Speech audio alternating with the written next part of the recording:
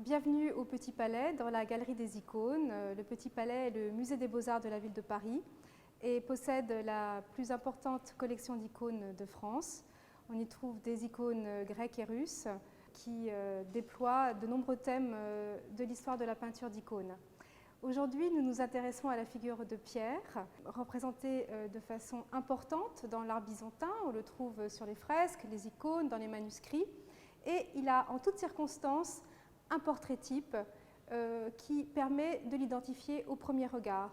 Ces traits sont particulièrement individualisés là où les autres saints fonctionnent par la reconnaissance d'attributs.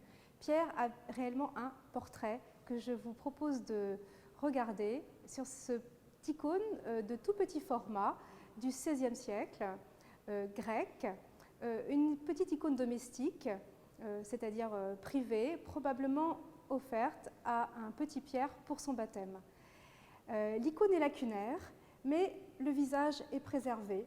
On reconnaît Pierre principalement à sa barbe fleurie, taillée en arrondi, blanche, car c'est un vieillard pour les iconographes, avec cette moustache également blanche et ses cheveux très fournis avec une mèche coiffée en arrière. Pierre a aussi le visage plutôt arrondi et ses traits permettent notamment de le distinguer de Paul, qui lui a une barbe longue et brune et un crâne dégarni, très allongé en forme d'œuf. Pierre est un des personnages principaux de l'art byzantin. On le trouve dans les icônes, dans les fresques, dans les manuscrits, car il accompagne le Christ et il est représenté dans plusieurs fêtes ou plusieurs scènes de la vie du Christ. À ses côtés, toujours en premier des apôtres, en chef de ce groupe d'apôtres. On le voit ici très bien sur cette icône de la résurrection de Lazare, qui est une icône grecque du début du XVIIe siècle. C'est une scène qui obéit à une organisation déjà donnée, et je vais vous montrer où est Pierre dans cette organisation assez complexe. Alors d'abord le Christ que vous reconnaissez, hiératique, très majestueux, avec un geste très impérieux qui désigne Lazare, mis au tombeau. Mis à part ces deux personnages principaux, peints dans une taille légèrement supérieure aux autres, un certain nombre de groupes. Alors où est Pierre? Est-il dans ce groupe? On ne le reconnaît pas, il n'y a pas de personnages qui correspondent à ces traits types. En effet, ce sont les groupes des badauds, des juifs, qui viennent assister à la scène. Il n'est pas non plus dans ce groupe où on voit les Marthe et Marie se jeter aux pieds du Christ, implorant la résurrection de leur frère, ni dans ces deux assistants aux culottes courtes, occupés à dégager le corps du tombeau. Il est dans ce groupe-ci des personnages qui suivent le Christ. Il s'agit en effet des apôtres, et on le reconnaît à ce portrait type que j'ai déjà pu évoquer face à son portrait sur l'icône domestique du Petit Palais. En effet, on ne peut pas le rater. Il a sa barbe fournie, bouclée, blanche, avec une moustache, et ses cheveux également très fournis, coiffés en arrière et légèrement ondulés. Il a aussi ce visage arrondi, que n'ont pas les autres. Vous voyez, ils sont peints avec des traits beaucoup plus allongés. Donc il s'agit de Pierre. On en est sûr aussi parce qu'il est manifestement mis en avant par rapport aux autres. Il est représenté en entier, de face, alors que les autres sont de profil ou même simplement à mi-corps ou avec la tête qui dépasse. Donc il s'agit de Pierre, le premier des apôtres, et celui qui explique aux autres ce qui se passe. Ils ont cet air étonné, mais lui fait le signe, il désigne le Christ en train d'accomplir ce miracle extraordinaire qui est de redonner la vie à un mort. Pierre suit le Christ dans ce cycle de la Passion. Ici est représentée la scène sur cette icône grecque datée de 1785. Nous avons la date ici. Il y a plusieurs façons de représenter la scène. Ce modèle-là suit un modèle crétois qu'on trouve au mont Athos, car les peintres de Crète étaient partis peindre dans cette péninsule du nord de la Grèce. Et on retrouve cette composition au monastère de Lavra et à Dionysios. Alors, quelle est cette composition? Les disciples sont réunis autour du Christ attablés autour d'une table ronde, presque d'ailleurs semi-ovale. Le Christ n'est pas au centre, comme dans des compositions qu'on trouve en Occident ou même en Orient, mais il a la première place sur le côté, ce qui est l'héritage des banquets antiques qui n'étaient pas disposés de la même façon. Alors, la première place est tenue par le Christ, penché sur lui Jean, le disciple que Jésus aimait, et on a ensuite toute la hiérarchie du convive qui se déploie. Alors, qui est à la première place de cette hiérarchie? C'est Pierre, bien sûr. Vous le reconnaissez, cette même barbe blanche, bouclée, cette moustache et ses cheveux fournis, coiffés en arrière. Il y a aussi un petit indice, c'est le début de son prénom, gravé dans l'auréole. On voit un pi et un epsilon.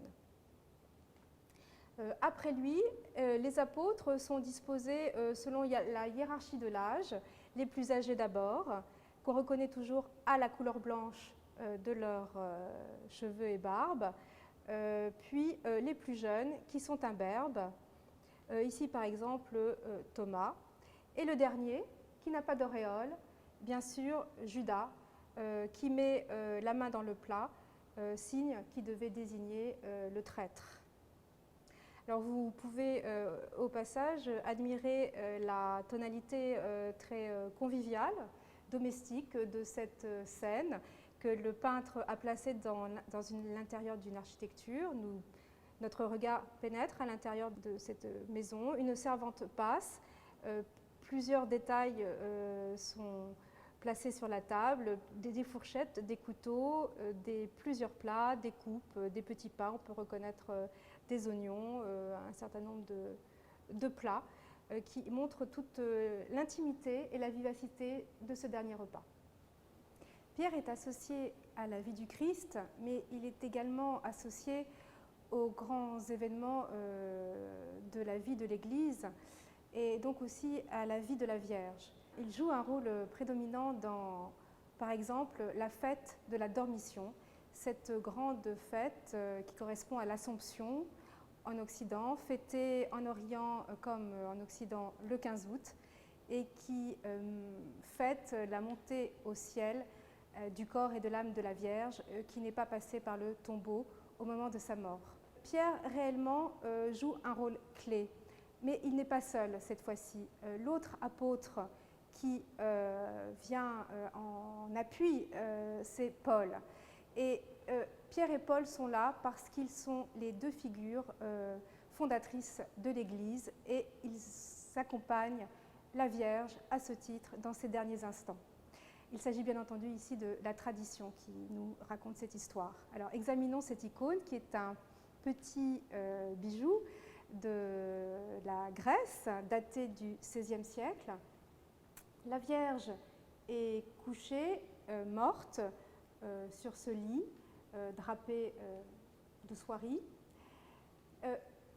Sur elle sont penchées ces deux grandes figures de l'Église, à la proue, car il y a aussi, elle est considérée comme un navire, c'est une figure de l'Église, une image symbolique. Donc on peut vraiment dire à la proue, Pierre, qui a la préséance sur Paul, qui lui est à la poupe. Pierre est au plus près de la Vierge, son visage touche presque son auréole. On le reconnaît toujours à ses mêmes traits, la barbe ronde, fournie, les cheveux blancs, la chevelure épaisse, et il encense le corps de la Vierge. À ses pieds, penché sur elle, l'autre pendant de l'Église, Paul, qui lui a des traits tout aussi individualisés, qui sont une barbe longue et un crâne très dégarni, tirant sur l'ovale. Les autres personnages sont moins identifiés. Il s'agit des apôtres, des disciples, montrés dans leur diversité d'âge, jeunes ou plus âgés. Le Christ tient dans sa main l'âme de sa mère, représentée comme un bébé emmailloté. Il est surmonté d'un séraphin, qui est un attribut christique mais aussi trinitaire. Deux anges peints avec des rehauts de blanc dans la mandole bleu marine assistent à la scène et les cieux s'ouvrent pour accueillir l'âme de Marie. Cette scène a lieu à Jérusalem, représentée par ces deux tours. Nous avons vu comment Pierre participe à la grande fête de la Vierge qu'est la Dormition. Il est ici présent sur une icône dédiée à la glorification de la Vierge. Il s'agit de l'icône du peintre crétois du XVIIe siècle, Frangias Kavertsas, qui a signé son icône ici, en blanc. Une icône dédiée à une hymne, qui illustre une hymne byzantine attribuée à Jean Damascène, intitulée « Marie, en toi se réjouit toute la création ». Alors examinons ce thème. Marie est assise au centre de cette composition. Elle tient son fils, elle est assise sur un trône, entourée d'Adam et Ève, et d'Isaïe et Jean Damascène. Autour d'elle se déploie l'arbre de Jessé, la généalogie de la Vierge, et une cohorte d'anges qui se détachent sur cette Jérusalem céleste, elle-même peinte sur un fond bleu nuit. Ce qui nous intéresse ici, c'est le registre inférieur, avec l'ensemble du peuple de Dieu qui est associé à cette vision béatifique. Et ce peuple de Dieu est représenté selon une hiérarchie toute byzantine, uniquement par des saints ou des personnages impériaux. Ces saints se divisent, sont répartis de part et d'autre des tables ici de la loi, tenues par Moïse. Avec Moïse, Melchisédek et son encensoir, David et Saül, puis les pères de l'Église. Et de l'autre côté, nous avons le groupe du Nouveau Testament. Et sans surprise, nous trouvons au premier plan Saint Pierre, qui se reconnaît toujours à cette barbe ronde, blanche, ses cheveux fournis, que maintenant vous connaissez bien. Il occupe aussi la première place, comme toujours. Il est légèrement peint en avant par rapport à la cohorte des apôtres et des disciples.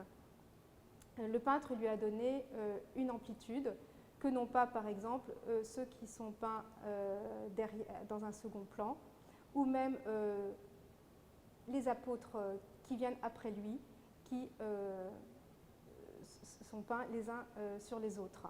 Pierre, lui, est figuré en entier.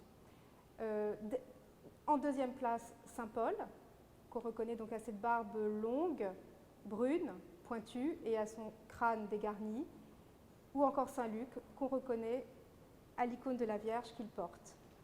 Saint Pierre a la première place dans cette évocation du peuple de Dieu, où l'on trouve également les saints et martyrs des premiers temps de l'Église, les ascètes et les moines, ou encore la cour impériale, avec ici Constantin et sa mère Hélène, qui tient la vraie croix qu'elle avait redécouverte. L'ensemble de l'icône montre les débuts de la création du monde et rappelle ce titre « En toi se réjouit Marie, toute la création ».